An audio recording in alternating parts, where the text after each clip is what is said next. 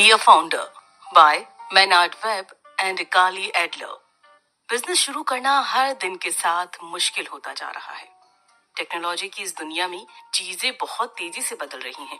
आप इस समय बिजनेस के बारे में जो भी पढ़ रहे हैं, आने वाले समय में वो जानकारी बेकार हो जाएगी। तब तक नए आइडियाज मार्केट में आएंगे और लोग पुरानी कंपनियों को भूल जाएंगे। इसका मतलब ये है कि आज कंपनियां पहले के मुकाबले बहुत तेजी से नाकाम हो रही हैं। तो फिर किस तरह से आप एक कामयाब स्टार्टअप की शुरुआत कर सकते हैं? ये किताब हमें इसी सवाल का जवाब देती है। ये किताब बताती है कि एक फाउंडर को किस तरह से अपना काम करना चाहिए और किस तरह से समस्याओं को सुलझाना आना चाहिए ताकि वो अपने बिजनेस को डूबने से बचा सके। इसे पढ़कर आप सीखेंगे किस तरह से आप अपने स्टार्टअप के लिए फंड इकट्ठा कर सकते हैं, किस तरह से आप अपने कर्मचारियों को बिना माइक्रो मैनेज किए उनसे अच्छे से काम पूरा करवा सकते हैं, किस तरह से आप खुद को तनाव भरे हालात से बाहर निकाल सकते हैं। पहला सबक, अपना स्टार्टअप शुरू करने से पहले खुद से कुछ जरूरी सवाल पूछिए और कुछ तैयारियां कर लीजिए। बहुत से लोग खुद का बिजनेस शुरू करने के लिए उतावले होते हैं। खुद के लिए काम करो, पैसे से काम करवाना सीखो और नौकरी कभी आपको आजादी नहीं देगी। इस तरह की लाइनें सुनकर लोगों का बिजनेस शुरू करने का मन करता है, लेकिन क्या खुद का बिजनेस शुरू करना इतना आसान है? सबसे पहली बात तो ये कि बहुत से स्टार्टअप नाकाम हो जाते हैं। दुनिया में इतने लोग, पैसे या साधन नहीं है कि हर बिजनेस गूगल और फेसबुक की तरह कामयाब हो जाए। बहुत से बिजनेस हैं जिन्हें कठोर प्रतियोगिता का सामना करना पड़ता है और वो अक्सर इसमें हार जाते हैं। लेकिन अगर आप मेहनती हैं और सूझबूझ से काम लेना जानते हैं तो आप कामयाब हो सकते हैं। बस इसके लिए आपको सबसे पहले ये तय करना होगा कि बिजनेस करने के पीछे आपका मकसद क्या है। क्या आप बहुत सारा पैसा कमाना चाहते हैं, या दुनिया को बदलना चाहते हैं, या दुनिया को बदल कर पैसा कमाना चाहते हैं? इन सवालों के जवाब आपको मुश्किल वक्त में सही रास्ता दिखाने का काम करेंगे। इसके अलावा एक बार अगर आप बिजनेस में आ रहे हैं तो कभी ना हार मानने वाला एटीट्यूड साथ लेकर आइए। आपको अपने बिजनेस से लंबे समय तक चिपके रहना होगा। इसीलिए बेहतर होगा कि आप शुरुआत करने से पहले ही अपनी कामयाब होने की संभावनाओं को नाप लें। अगर आपको लग रहा है कि पैसा लगाने के बाद भी आपको 1 साल के बाद कुछ खास नतीजे नहीं मिलने वाले हैं, तो आपको शुरुआत नहीं करनी चाहिए। साथ ही शुरू करने से पहले आपको हर उस चीज को ठिकाने लगा देना चाहिए जो आपके रास्ते में रुकावट बनकर आपको भटकाने की कोशिश कर सकती है। इसका मतलब है कि अपने परिवार वालों को और अपने दोस्तों को साफ साफ समझा दीजिए कि आप अपना बिजनेस शुरू कर रहे हैं। अगर आपके पास उनका सहारा रहेगा तो इससे आपको हौसला मिलेगा।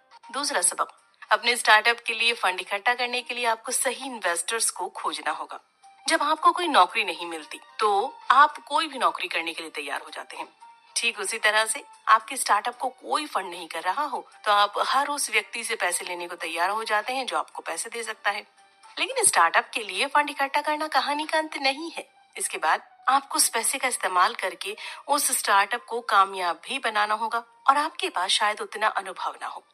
आप पैसे तो इकट्ठा कर लेंगे लेकिन उसका सही इस्तेमाल नहीं कर पाएंगे। इसीलिए आपको अनुभव वाले लोग चाहिए होंगे जो कि आपको पैसे के साथ साथ सही सलाह भी दे सके। इसीलिए आप हमेशा उन इन्वेस्टर्स से पैसा लीजिए जो कि आपकी इंडस्ट्री को अच्छे से समझते हों और उसमें पहले से भी काम कर चुके हों। इस तरह के इन्वेस्टर्स आपको पैसे के साथ साथ नए कॉन्टैक्ट और सही सलाह भी देंगे जो कि एक स्टार्टअप को कामयाब बनाने के लिए बहुत जरूरी है।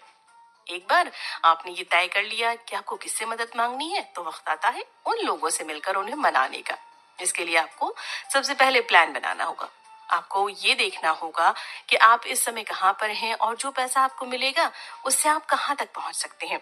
अपने इन्वेस्टर से मिलने से पहले आपको इन सब की प्लानिंग बहुत पहले से ही कर लेनी चाहिए ताकि जब आपको पैसे की जरूरत हो तो आप भावनाओं में बहकर काम ना करने लगे। साथ ही आपको अपने स्टार्टअप को देखते हुए पैसे मांगने चाहिए। अगर आप अभी अभी शुरू कर रहे हैं तो आपको छोटी रकम मांगनी चाहिए। अपना प्लान इन्वेस्टर्स को बताने के अलावा आपको उन्हें सुनना भी चाहिए। अगर बहुत से इन्वेस्टर्स आपको फंड देने से इनकार कर रहे हैं और कह रहे हैं कि आपका आइडिया काम नहीं करेगा तो शायद आपको उनकी बात मान लेनी चाहिए। तीसरा सबक, अपने कर्मचारियों को माइक्रो मैनेज करना अच्छी बात नहीं है। क्या आप किसी ऐसे मैनेजर को जानते हैं जो अपने कर्मचारियों के काम में बार बार दखल देता है और उन्हें बताता है कि उन्हें कौन सा काम कैसे करना है? वो लोग जो अपने कर्मचारियों को खुद फैसला लेकर अपने हिसाब से काम करने की जरा सी भी आजादी नहीं देते हैं। इसे ही माइक्रो मैनेज करना कहा जाता है और ये अच्छी बात नहीं है। माइक्रो मैनेज करना एक बार के लिए समझ में आता है। ये आपकी कंपनी है और इसमें आपकी मेहनत लगी है। आप ऐसे ही इसकी बागडोर किसी दूसरे के हाथ में कैसे दे सकते हैं?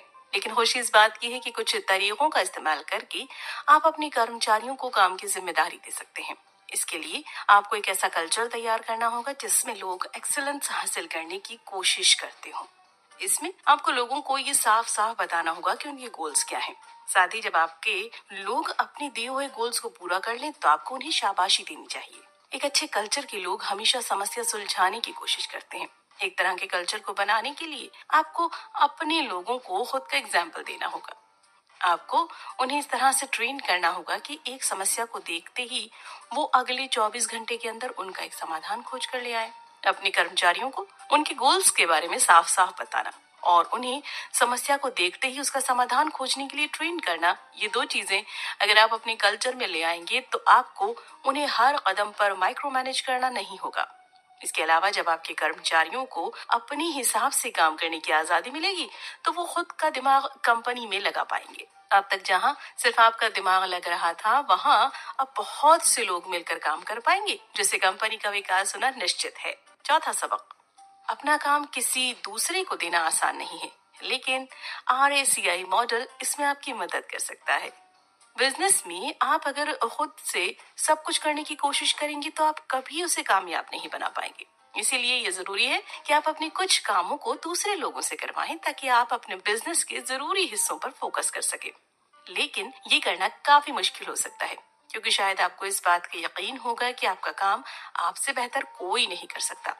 अपने काम को दूसरे से कराने के लिए आपको उन्हें मैनेज करते हुए उन्हें जिम्मेदारी देनी होगी। इसके लिए आपको सबसे पहले ये देखना होगा कि आपकी टीम का कौन सा व्यक्ति कितना काबिल है कि वो एक दिए गए काम को अच्छे से पूरा कर सकता है। आपको उस व्यक्ति को उसके गोल्स साफ साफ समझाने होंगे। साथ ही आपको उसके काम को समय समय पर देखकर उसे जरूरी फीडबैक और रिवॉर्ड भी देना होगा ताकि आपके कर्मचारी प्रेरित होकर काम करते रहें। ये काम करने के लिए हमारे पास एक तरीका है जिसे RACI मॉडल कहा जाता है। इसमें जब भी आप कोई काम किसी दूसरे व्यक्ति को करने के लिए देते हैं तो आप खुद से 4 सवाल पूछते हैं। इसके लिए कौन रिस्पॉन्सिबल होगा, इस काम को कौन अप्रूव करेगा, यानी ये काम सही से हुआ या नहीं इसका फैसला कौन करेगा, और अगर कोई समस्या आएगी तो किससे कंसल्ट करना है, सलाह लेनी है। अंत में काम से संबंधित इंफॉर्मेशन किसके साथ बांटनी है। इस तरह से आपको ये पता लग जाएगा कि कौन सा व्यक्ति है जो उस काम को पूरा करेगा, कौन सा व्यक्ति है जो काम की क्वालिटी पर ध्यान देगा और अंत में फैसला करेगा कि काम सही से हुआ है या नहीं, और कौन सा व्यक्ति है जिसे जरूरत पड़ने पर मदद की या सलाह की जाएगी। साथ ही अंत में आपको कुछ लोगों को काम की प्रोग्रेस की जानकारी देते रहना चाहिए ताकि वो लोग आगे के फैसले लेते रहें। 5वां सबक, नए लोगों को काम पर रखने से पहले उन्हें अच्छे से परखिए और खराब लोगों को तेजी से काम से निकालिए।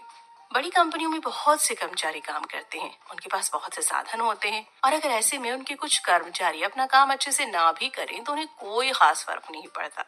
लेकिन एक स्टार्टअप के लिए हालात दूसरे होते हैं। एक स्टार्टअप के पास साधन और कर्मचारी बहुत कम होते हैं। ऐसे में उनके लिए जरूरी है कि वो अपने उन साधनों का इस्तेमाल बेहतर से बेहतरीन तरीके से करें और अपने कर्मचारियों को अच्छे से काम करवाएं। ऐसे में खराब कर्मचारी जितना ज्यादा देर तक आपके स्टार्टअप में रहेंगे वो आपके साधनों का उतना खराब इस्तेमाल करेंगे। उन्हें निकालने में देर मत कीजिए। लोगों को काम से निकालना एक बार के लिए बुरा लग सकता है, लेकिन ये जरूरी है। कुछ लोग अपने काम के लिए ठीक नहीं होते हैं। अगर आप एक आम मैनेजर से पूछेंगे कि उसने कितने कर्मचारियों को निकालकर अच्छा फैसला लिया है तो उसका जवाब होगा 80%। 80% कर्मचारियों को निकाल देने पर कंपनी के हालात सुधर जाते हैं। एक खराब कर्मचारी अपने साथ काम करने वाले लोगों की परफॉर्मेंस पर भी असर डाल सकता है। आपको लोगों को बार बार काम से निकालना पड़े, इसके लिए आप सही व्यक्ति को काम पर रखिए। नए लोगों को काम पर रखने से पहले अपना समय ले लीजिए और उनकी काबिलियत को सही से नापिए। ऐसा करने में शुरुआत में कुछ ज्यादा समय लग सकता है, लेकिन लंबे समय में आप अपने बहुत से साधन बचा जाएंगे क्योंकि एक अच्छा कर्मचारी अपनी सैलरी से कई गुना ज्यादा कीमती होता है। 6वां सबक, मुश्किल वक्त में कभी अपना धैर्य मत खोइए। एक बिजनेस चलाने का मतलब है कि आपने मुश्किलों से शादी कर ली है, क्योंकि जब तक ये बिजनेस चलता रहेगा तब तक परेशानियां आपका साथ नहीं छोड़ेंगी। कभी कभी ये भी होगा कि एक छोटी सी समस्या आपका पूरा दिन खा जाएगी और आपको कुछ समझ में नहीं आएगा। तनाव के हालात कभी कभी हफ्तों तक लगातार चल सकते हैं। इस तरह के हालात में आपको खुद को ये यकीन दिलाना होगा कि ये हालात गुजर जाएंगे। उम्मीद खोना आपके हार की वजह बन सकती है। मुश्किल वक्त में हम समस्या में इतना उलझ जाते हैं कि हम उसे सही से समझने में समय ही नहीं बिताते। इसीलिए जब भी समस्या आए, आपको 2 कदम पीछे हटकर उसे सही से समझने की कोशिश करनी चाहिए। जब आपको वो समस्या समझ में आ जाए तो आपको उसका समाधान भी मिल जाएगा। जब भी कोई समस्या आए तो उसे आप इन 4 स्टेप्स की मदद से सुलझा सकते हैं। सबसे पहले अपनी रफ्तार धीमी कीजिए। जो कर रहे हैं उसे करना बंद कर दीजिए। इसके बाद समस्या की वजह का पता लगाने की कोशिश कीजिए और फिर उसका एक समाधान खोजिए। अंत में उस समाधान का इस्तेमाल करके उस समस्या को सुलझाइए। समस्या आने पर कुछ देर के लिए रुकना सबसे सही ऑप्शन होता है, क्योंकि ऐसा करके ही आप उस समस्या को समझ पाएंगे। हो सके तो ये भी पता लगाने की कोशिश कीजिए कि उस समस्या को सुलझाने में और कौन कौन सी समस्याएं आ सकती हैं, ताकि जब वो समस्याएं आए तो आपको हैरानी ना हो। इसके बाद आप अपने सारे कामों की एक लिस्ट बनाइए। ये पता कीजिए कि आपको कौन कौन से काम करने हैं और सबसे पहले कौन सा काम करना है। अंत में उन समस्याओं को सुलझाने के लिए खुद को समय दीजिए, ताकि जल्दबाजी में आप खुद के लिए और बड़ी समस्या खड़ी ना कर दें। 7वां सबक, प्रतियोगिता एक बार के लिए खराब लग सकती है, लेकिन इसके कुछ अपने फायदे हैं। प्रतियोगिता के आ जाने से आपको बहुत सी समस्याएं आ सकती हैं। इससे आपके इन्वेस्टर्स डरने लगते हैं। वे इस बात की चिंता करने लगते हैं कि कहीं प्रतियोगिता आपको हरा न दे। इस वजह से आपको पैसे देने से पीछे हट सकते हैं, जिससे आपके हारने की संभावनाएं और ज्यादा हो जाएंगी। इस तरह के हालात में कभी अपना आपा मत खोइए। अगर आप डर जाएंगे तो इन्वेस्टर्स को लगेगा कि समस्या का समाधान आपके पास नहीं है। इस वजह से वो आपको छोड़कर जाने का फैसला ले सकते हैं। और जब एक इन्वेस्टर आपको छोड़कर जाएगा तो उसे देखकर बाकी के इन्वेस्टर्स भी अपना मुंह मोड़ सकते हैं। इस तरह से आपको एक छोटी सी भावना कुछ ही देर में आपके हारने की सबसे बड़ी वजह बन सकती है। इसीलिए ये सबसे जरूरी है कि इस तरह के हालात में आप अपने दिमाग को ठंडा रखिए। इस तरह के हालात में कुछ वक्त आम समस्या आएंगी, जैसे कि कर्मचारी अपना उत्साह खो सकते हैं या फिर आपको अपने इन्वेस्टर से कम पैसा मिल सकता है। लेकिन फिर भी आप आराम से इस समस्या से निकलने के रास्ते खोजिए और जल्दबाजी में आकर काम मत कीजिए। प्रतियोगिता इतनी भी बुरी चीज नहीं होती। यही वो वक्त होता है जब 2 लोग साथ मिलकर किसी एक को हराने की कोशिश करते हैं। इसका मतलब है कि जब प्रतियोगिता कड़ी हो जाती है तब आपको कोई बहुत अच्छा पार्टनर मिल सकता है, जिसकी मदद से न सिर्फ आप अपनी प्रतियोगिता को हरा सकते हैं, बल्कि लंबे समय तक खुद को कामयाब भी रख सकते हैं। एग्जाम्पल के लिए, याहू जब अपना पहला फ्लाइट सर्च फीचर हिपमंक लॉन्च कर रहा था, तब उसे पता लगा कि गूगल भी इसी तरह का प्रोडक्ट मार्केट में लेकर आने वाला है। तब गूगल को टक्कर देने के लिए कौन जाए भला? याहू को इससे डर लगने लगा। लेकिन इस वक्त कुछ दूसरी कंपनियां थी जिन्हें गूगल के इस नए प्रोडक्ट से समस्या होने वाली थी। ऐसे एक्सपीडिया और प्राइसलाइन, इन 2 कंपनियों ने याहू से दोस्ती कर ली, जिसकी मदद से याहू को बहुत मदद मिली। आज हिपमंक गूगल के फ्लाइट सर्च फीचर से आगे है। 8वां सबक, जब कोई समस्या आए तो उसे जल्दी से जल्दी सही तरीके से सुलझाने की कोशिश कीजिए। मान लीजिए कि एक बस स्टैंड पर एक टाइम बॉम्ब लगा है। आपका काम है उस बॉम्ब को नाकाम करना। अब अगर आप बस स्टैंड पर जाकर चिल्ला देंगे कि यहाँ टाइम बॉम्ब लगा है, भागो सब लोग, तो ये आपके लिए और समस्या पैदा कर सकता है। लोगों में इतनी भगदड़ मच जाएगी कि आप अपना काम सही से कर ही नहीं पाएंगे। इसीलिए जब आपका सामना किसी समस्या से हो तो आपको सिर्फ उसका समाधान नहीं खोजना, बल्कि उसका सबसे अच्छा समाधान खोजना है। आपको ये देखना होगा कि आपके काम का क्या अंजाम हो सकता है और उसके हिसाब से आपको एक्शन लेना है। समस्या का पता सबसे पहले कर्मचारियों को लगता है, क्योंकि वही लोग कंपनी के सारे काम देखते हैं। इसीलिए ये जरूरी है कि आप अपने कर्मचारियों से नजदीकी बनाकर रखें।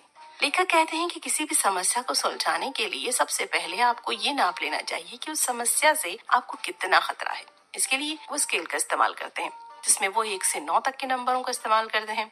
अगर उनके सामने कोई ऐसी समस्या आती है जो कि बहुत छोटी है, तो वो उसे 1 नंबर देते हैं।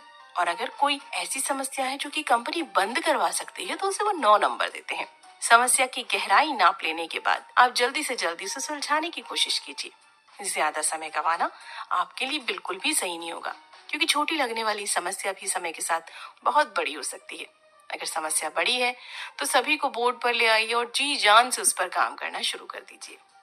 एग्जाम्पल के लिए टेस्ला को ले लीजिए। 2015 में कंपनी ने देखा कि उसके सीट बेल्ट के साथ कुछ समस्याएं हैं, जिस वजह से लोगों की सुरक्षा को खतरा था। ये समस्या को देखते ही उन्होंने तुरंत सारी गाड़ियों को इकट्ठा किया और उनके सीट बेल्ट उतारे। अगर इसमें वो जरा सी भी देर करते तो कुछ ग्राहकों की जान जा सकती थी और इसके साथ ही उनकी कंपनी पर कानूनी कार्रवाई भी हो सकती थी। लेकिन जल्दी से काम करने की वजह से ये समस्या टल गई। कुल मिलाकर अपने स्टार्टअप के लिए फंड इकट्ठा करते वक्त सिर्फ इन्वेस्टर्स को मत खोजिए, बल्कि सही इन्वेस्टर्स को खोजिए। सही लोग आपको पैसे के साथ साथ अच्छी सलाह भी देंगे और आपको काम करने में मदद मिलेगी। मुश्किल वक्त में अपने दिमाग को ठंडा रखिए, अपनी रफ्तार को कम कीजिए और फिर कहीं जाकर समस्या को समझने की और समाधान खोजने की कोशिश कीजिए। एक बार समाधान मिल जाए तो बिना देरी के उसका इस्तेमाल करके समस्या को खत्म कर दीजिए। क्या करें? महान बनने की कोशिश करें। बहुत से लोग खुद को पिछले साल की परफॉर्मेंस से तोलते रहते हैं और ये सोचते हैं कि पिछले साल से बेहतर होना या फिर अपनी प्रतियोगिता से बेहतर होना काफी है। लेकिन ऐसा करके आप औसत बनने की कोशिश कर रहे हैं। आपको महानता हासिल करने की कोशिश करनी चाहिए। आप क्या बन सकते हैं? आपको अपनी तुलना उस व्यक्ति से करनी चाहिए। बड़ा टारगेट लेकर उसे आधा पूरा करके भी आप छोटा टारगेट लेकर उसे पूरा करने से ज्यादा हासिल करेंगे।